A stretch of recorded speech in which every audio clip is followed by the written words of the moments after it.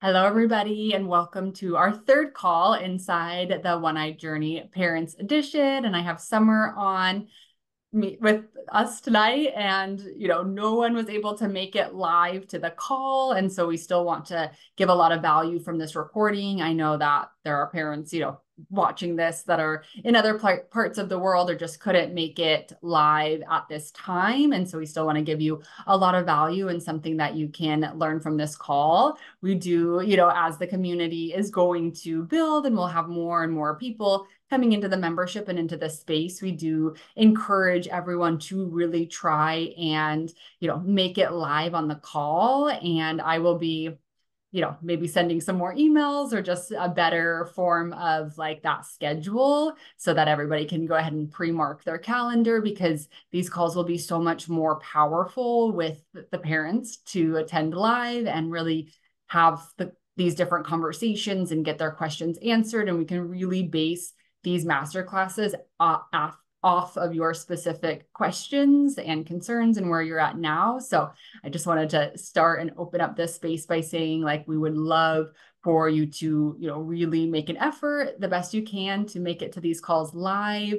And then we hope to see you on a future call, and maybe we'll play with some other timings, different days or times, and see if that works for people. And I guess if there is something, specific day and time, we can maybe be flexible and try out some that, the consensus will work with. So, or we maybe some sort of a form where people can submit questions as well too, and we can kind of build off of that too. But I just wanted to open up by saying that, we're grateful that you're in this space, and thank you for being here. And we know that you'll watch the replays, and we hope to just see you live on the calls in the future, and to reach out, of course, if you have any questions or comments or concerns with timing, scheduling, or just making it live. And we want to be as accommodating as possible as well too.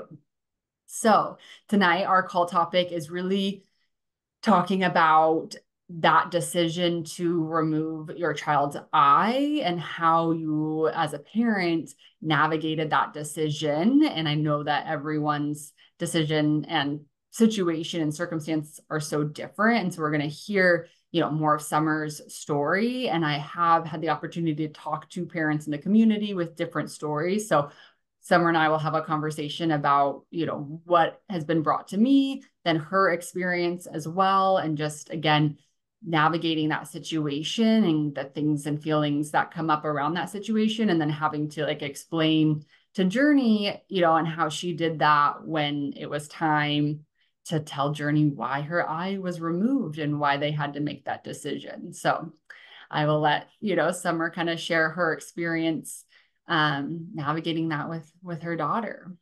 Okay. Thank you, Shelby. And so I just want to add to what Shelby said. I certainly look forward to seeing more of you in the class virtually. Um, I think that was one of the perks when Shelby came to me about starting this master class for parents.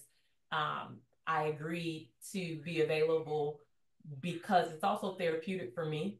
As a parent with a child with one eye, we go through our own things. We go through our own emotions, our own mom guilt, parent guilt.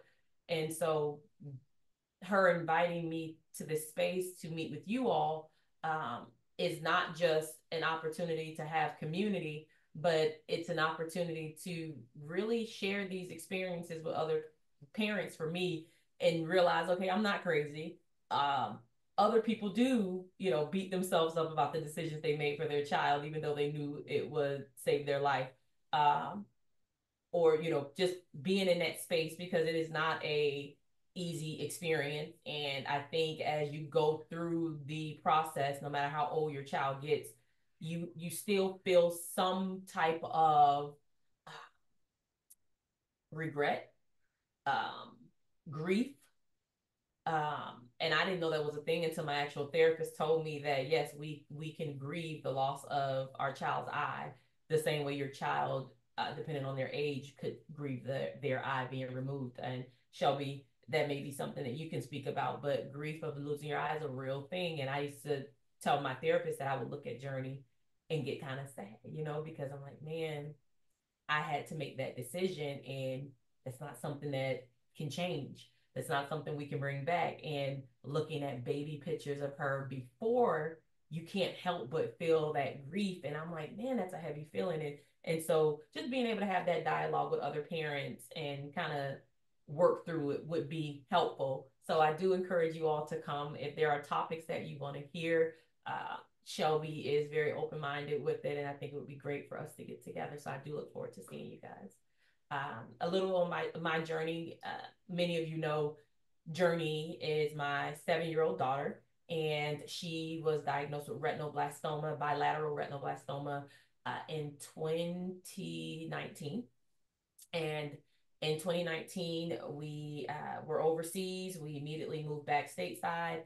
She underwent life-saving treatments at Wills Eye and Children's Hospital Philadelphia. However, even at the end of her treatment with chemo, she still had some issues in her right eye. Her right eye was hemorrhaging in the back of the eye, which prevented them from seeing if there was any tumors growing or forming back there to ensure she was cancer free. And that's ultimately why we made the decision, although all the tests ran at that time was saying that she was cancer free, the fact that her doctor, Dr. Shields, couldn't see through the blood to make sure the eye was healthy. It was like, it's your decision to make, but we recommend this decision. And so I trust my doctors. I trust her team, her care team. They were amazing. I had trusted them all the way up until that point. So it was a no-brainer for me when they brought that to me. It was heavy, but I knew from day one, our goal was save Journey. And we understood that not ensuring that there wasn't cancer behind that eye could lead to pineoblastoma, which is where the nervous system, trying to remember, nervous system that connects to your brain would then cause her to have brain cancer. And that is terminal. So we made that decision to have her eye removed. That was in 2022. And so it's been an experience since then. She has prosthetic eyes. You know, she has 3 different fun colors, shapes, and everything. I mean, colors, designs, and everything, not shapes. And so she seems pretty good. You know what I mean? As she's moving forward. But when I look back at when she was younger, how did we explain everything to her? How do we help Journey understand? I know some parents choose not to share with their child early on, and whatever the decision is, that's a decision that you have to make for your household. My experience was my experience because that's how my children I'm very open with. I've never been that parent that baby talks to my kids or dumbs things down for them. Some people really, as a parent, I've always been very direct with my kids. I've always explained things in ways that they understood, but I never left out the important things. And I also think that's beneficial for them in processing. And so when Journey was diagnosed, although she was only 3 years old, 3 years old when they went to remove the eye, 3 or 4, yeah, about 3 or 4, when they got ready to remove her eye, we sat down and we talked about it. And I explained to her, Journey, you remember mommy talked to you about having cancer? And I had her tell me what is retinoblastoma cancer. Do you remember? And she would give me that information that means that my eye is sick. That means that my eye, and she was right.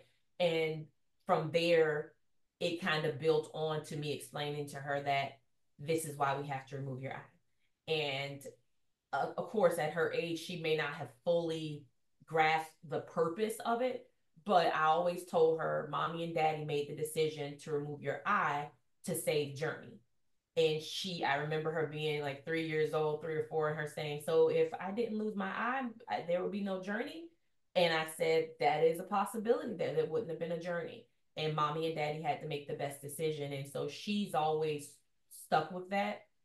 Even up until now, when someone asks her, oh, why did you lose your eye? How did why? She'll say, my mommy and daddy made the decision to save my life.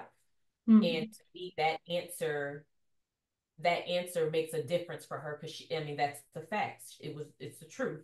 And she understands it a lot more now being 7 years old. And so that was our journey with Journey. Mm-hmm. And even up until, I'm noticing how she's changing. You know, she understands why she lost her eye and why the eye had to be removed and the how cancer impacted her. She's had an opportunity to meet with other adults now, not so many children, but other adults who have experienced similar issues. Some of them who have lost their eye due to traumatic injuries, and while others are adults now who had retinoblastoma and had to undergo that. So I love that for her to experience and meet other people with one eye, because it's very empowering for her. And so, you know, but that mom guilt is real. I every now and then, if I'm scrolling through pictures and I see baby pictures of her, and I'm like, look at that glow. I should have saw this back then. I beat myself up about that. That happens a lot. That happens more often than it probably should. Or I'm like, oh my God, you know, I remember when she had, you know, both eyes, you know.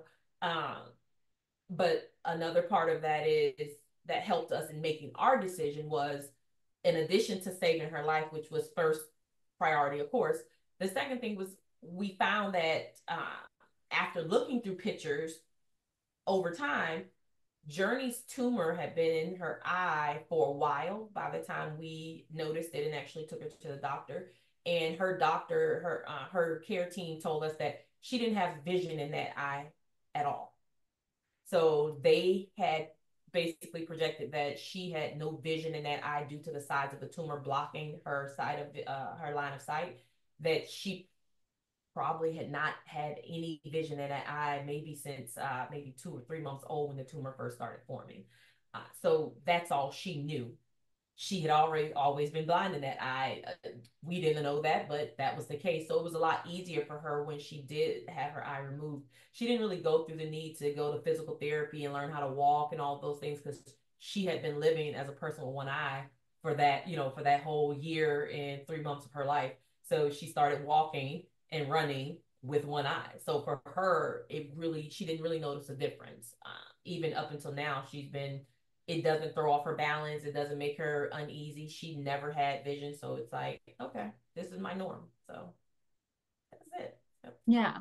Yeah. Thank you for sharing, more of that experience and just kind of like making it, for people that don't feel as like alone. Cause I think that's the thing, not feeling alone or having like that shame or that guilt or some of those like negative thoughts. I'm sure come up like, why us? Why our family? Why do we have to make this decision? And so it's just like for the whole community to know that like, you're not alone, and it's like like I was saying already, situation's a little bit different because then I have families in the community that, have had an eye injury. Their child's had an eye injury. And so their eye is blind and, it doesn't need to be removed to save their life, but the doctors are still giving them the option. And that happens with a lot of parents or adults as well too. I didn't have to make the choice. Like they made the choice for me because of the severity of the damage and my circumstance. But there are people that I know that the doctors are like, oh, with either children or adults, and they're like, well, it's your decision. Like it just depends on how you feel, because as with eyes, sometimes they get so damaged and deformed that like then there's an appearance issue, and then or they become, obviously if they become painful, then I think the doctors are way more adamant to be like, let's remove it. But if it's just a blind eye, but also sometimes the shell doesn't, fit or work. And so I know with each family, it is going to be different in what their child wants to do and where they're at in the journey. And I know it gets more complicated too, because it's like, that thought of like, if technology, right now we don't have the technology to even, do anything. But if it advances to a point where it's like, there are certain eye surgeries that can only be performed if you have that optic nerve, then anyone that's had their eye removed wouldn't be available for that surgery. But so there are a lot to play. And I think just having the support and understanding how each family does it. And then it's just like that communication piece, I think, like you were saying, with, your family and your partner and your kids, throughout the whole process. And then I think another good call, which we can totally do this on a different call, because you mentioned it at the beginning about like really trusting your team, so it's like finding those doctors and that team that you trust and being able to build that trust too. And I think that maybe comes from obviously them, but like the questions that you ask and what you bring to them too. So I think that could be a whole call in itself. I'm curious. I know, like you said, you didn't have a choice with your eye. Like, I'm curious, being someone who didn't have a choice, how did you feel about that? Like, did you trust the team to know, or did you like how did you feel after that? Yeah, so everything kind of felt like it happened rather quickly, because it was like the injury, and then I was seeing so many different doctors, like, and there was a lot of blood, so they were waiting to see to the back of the eye, and so I just had to keep going back, and I was seeing like the white of the eye specialist, a retina specialist, back of the eye specialist, so all these doctors. And by the time I finally like, it had only been like probably 4 weeks, I guess, since like the initial injury, which happened in another state. So then I had to get back here, like establish care, get in there. So it was about 4 weeks. And once I got to that, like that doctor that finally looked at it and was like, we got to remove this. And it probably should have been done like 2 weeks ago. But I think there was a little bit of delay. And it kind of, for me, honestly, felt like a sense of relief, like I'm like, okay, we have an answer, and I'm like, I've got a next step. And I was, there was pain and it wasn't looking great at all. So I was like, and I wasn't feeling good either. Yeah, I think my body was like, spending so much time and energy trying to repair the damaged eye that I was really, really tired. I didn't feel like myself. I didn't have great balance. I felt really nauseous. So I had a lot of side effects. So I was like hoping that this would just like be the next step, like open kind of a, my new life, I guess. I'm like, I have a plan. We're gonna remove it. So I felt this like sense of relief that there was, we were moving forward, and I was hoping to feel better after, which I did, pretty immediately after they removed that eye. I talk about this. I'm like, it was like a light switch. I immediately was like, oh, I feel like myself Felt again. like Like I yourself. have some energy back. Yeah. Wow. I love to hear that. It's funny. I like that you said like you felt some relief, because I think that's something that parents who go through, having a child with a traumatic injury, that may be something that they have the same feeling of, you know what I mean, going through those appointments and finding out that, well, your child's eye, there's really no saving it, there's nothing we can do. I wonder if parents have that same type of feeling of relief that you felt after seeing their child go through that. I would, Yeah. if you had some on the call to just, I'm just curious, because I know as a parent with retinoblastoma, with a child who had retinoblastoma, like when they removed her eye, there was a moment of relief, but it subsided quickly because it's an illness. So in my mind, it's like, okay, we still got to remember, we still got to come for these appointments, these EUAs, and all this stuff. So once your eye was removed, did you have to do any additional like appointments other than, I guess, making sure it's healed and things, or do you still have to go for appointments? Yeah. So, I mean, it was still quite a bit after just like doing checkups and make sure everything was good. But now I'm on a schedule of like once a year for my, eye surgeon, and once or twice a year for my ocularist. So it's a lot less. And there is a period of time, which is the first year. And typically it's for people that, I don't know if it's like retinoblastoma, maybe it's a little different, but with traumatic eye injuries, because our eyes are so connected together. I'm trying to think of the word. Like sometimes when there's an injury to one, the cells can like almost jump or move to the other eye, and it can actually cause, it's like parasympathetic, sympathetic something, sympathetic ophthalmia. I think I'm saying Okay. that right. Okay.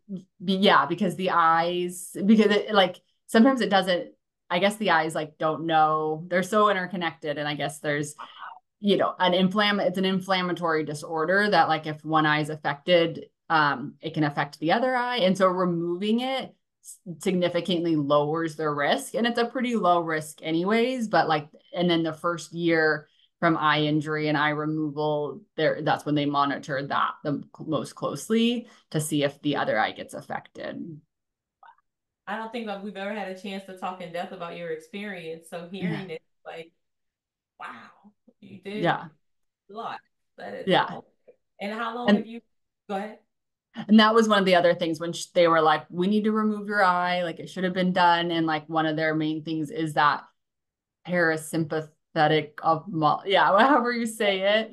And they were like, it lowers the chances of that happening to the good eye, and in my head, I'm like, yeah, save the gut, like, any chance to save the remaining vision, like, yeah, but no risk at it. So it's kind of a no-brainer for me there too.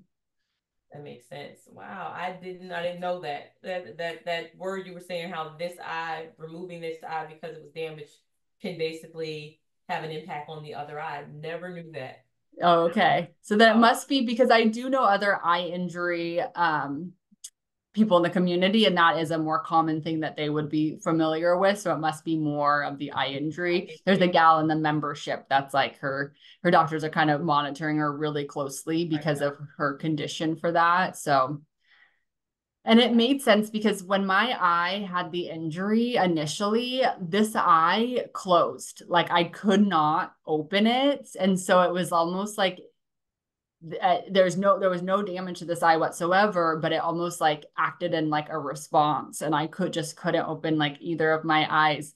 Yeah, for a couple of days.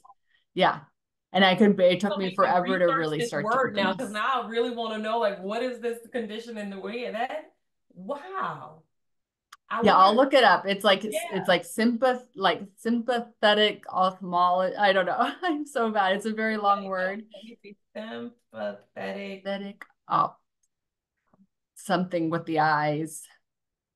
But I know, yeah, it's like an inflammatory, and that can happen in one eye from an eye injury, and it can affect the good eye or the other. Wow. Look, and now I'm like, okay, sympathetic op. Okay, then maybe that's not it. I don't want to say that's it. Where one eye is starts to respond, evokes a powerful metaphor for empathy, resilience, and collective action. So yeah, no, that can't be it. That's not it. Oh, I'm gonna find it because I want to. Wow, that is interesting to know. Our bodies are so unique. They really are. yeah. They really, Yeah. really are. Oh yeah, yeah. The that's interesting. I'm glad. Thank you for sharing that. Now I definitely want to hear if any parents have ever had to make a decision based on their child due to that reason.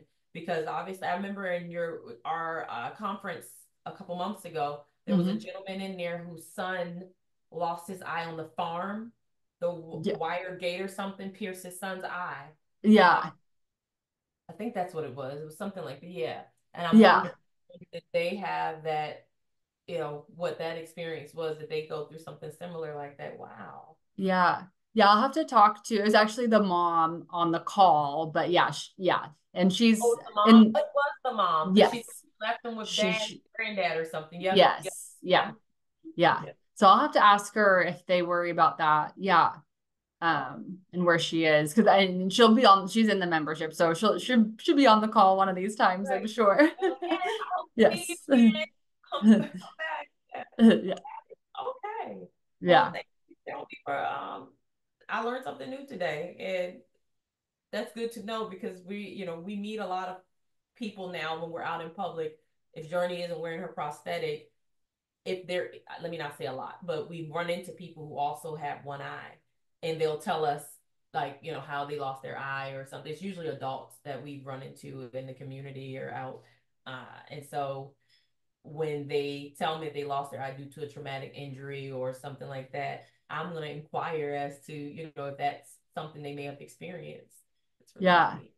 Yeah. I think, like I said, it's like, because they were saying like it's pretty rare, but like it's definitely something you don't want to happen because it would potentially cause like complete blindness or blurry vision, or some, sort of distorted vision. And so it's just like something they're like heightened about, even though like it's pretty, not as common. And I think the removing of the eye makes it less common. So, but I'm not sure who all it affects or what population it affects more or situation. So, yeah, I have heard of it from other, people in the community with, eye injuries more so. I haven't heard, kind of think as much like retinoblastoma patients talking or, or clients talking about it, but Yeah. And I know, and it's interesting though, because I know so many people that still have from childhood, they're blind, damaged eye, and they wear a shell over it. So I don't know, like this, and maybe it's the severity of the damage, or because I guess maybe, yeah, because like for mine was like an like orbital like fracture to the back of the eye rather than across the eye. And so maybe because it went back is why they were more concerned with mine, where I'm not, yeah. And now I'm like, we need to we need a doctor on this call, one of these Right. calls. Yeah, because I don't understand. And you said it causes inflammation. Yeah. Like I would search like, oh my gosh. I Like wonder, I'm so determined to know the name now. And it I said bet I can you said reach it was out. called sympathetic something. Yeah, yeah, I swear it's like sympathetic.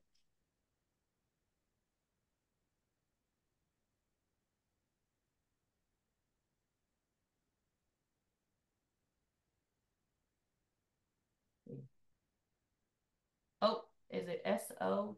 This rare but serious condition occurs after a traumatic injury or surgery of one eye, which triggers an immune response that can There we affect the uninjured or good eye. And it's called, let's say that out loud. go. Let's see if we can get it to The condition you're referring to is called sympathetic ophthalmia, ESSA. sympathetic ophthalmia. Yeah. O Okay. H-T-H-A-L-M-I-A. And they Okay. call it SO for short. Wow. Wow. That is, and so your ophthalmologist was who like presented these things to you, or it was the ophthalmologist? Yeah. Yeah. Yeah. Wow. After, yeah, really checking. And I think they, obviously make sure that there's no vision, because I had zero light sensitivity, absolutely no vision. And I wasn't seeing like any kind of colors or any shades, anything. It was completely black already. So it was like I was blind. And so I think with that combination, it was like, let's get it out. So there was like, and then I guess the time frame too, that they were so hopeful. Like when I left the initial hospital, they were like, miracles happen, I was like, okay, and I just was like, miracles happen. And I was just like, so hopeful that like there would be some vision, even though I didn't have any when I left. And then, as the time went on and there was zero Yeah. improvement and no restored vision, it was like, okay, this is, the end of the eye. So, but I mean, it makes sense. Like, I guess one of my friends, her dad is also an or oh my gosh, ophthalmologist. And when she was telling him about the extent of the damage and what happened, he was like, he kind of told her like, she'll never see out of that eye again. Like so like blunt about it. But she couldn't tell me because I was like, oh, they said like miracles happen. Like Right, I might get vision back. And her dad's over here like, what? Like she'll never see out of that eye. right. Oh my goodness. Wow. Yeah, very direct, right? Very, but Yes. probably was an older guy who's been doing it for so long. He's like, yeah, I already know what that is. Yeah, Yeah. but Oh yeah. wow. He's like, yeah, retired already too, Oh wow. yeah. Wow. Yeah. Oh my goodness. That is, but I love that it's what came from such a tragedy. There was a miracle in it because now you are giving back to so many people. Like talking to you and your confidence like really makes me feel good because I'm like, if you can go through this as an adult, and I'm not saying I don't want to because I'm sure you have your experiences that you go through by yourself, but I love that Journey can come and see you and feel confident. Like she's decided not to wear her unicorn eye, which makes me Mhm. but you know, she said that she chose not to wear it due to her, she's like, kids are always staring at that eye and all this stuff. And now I'm starting to see a little shift just a few months later. And it kind of makes me sad because she's been so confident, but I know that kids staring at her now in second grade is definitely like, it's no longer it's just like Mhm. you know what I mean, and pointing and things like that. And so she's like, I just want to wear my regular eye. And so that bothers me a little. So I'm glad she got to see you with your eyes. And so there was still a miracle in all of this because you are amazing and you're allowing spaces for parents like me to learn and have a community and come together and just be transparent about our experiences. And so it was still a miracle. So Shelby is still a miracle. So we appreciate it. Thanks, Summer. You're making me cry.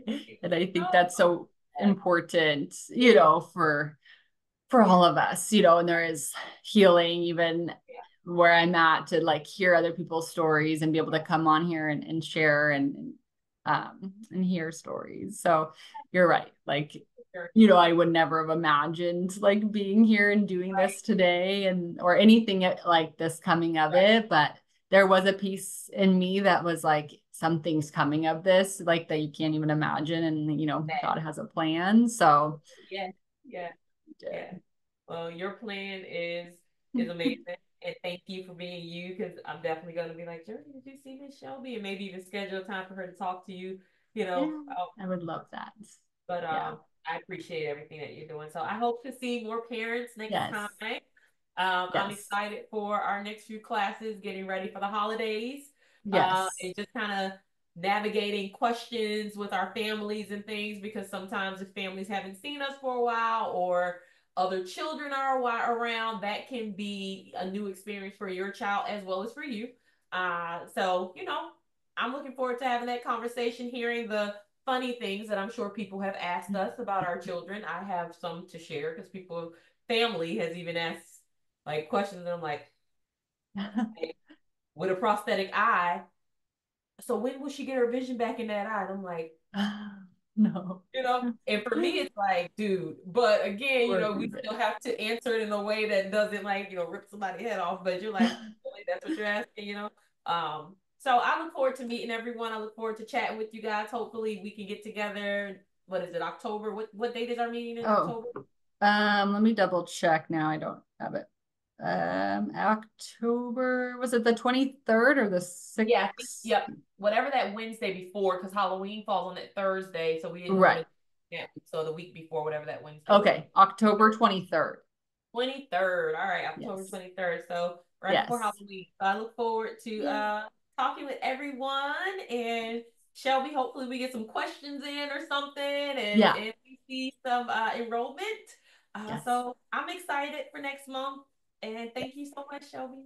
Thank you, Summer. I appreciate it so much. And we will end and reach out if you have any questions, and we'll see you all next month.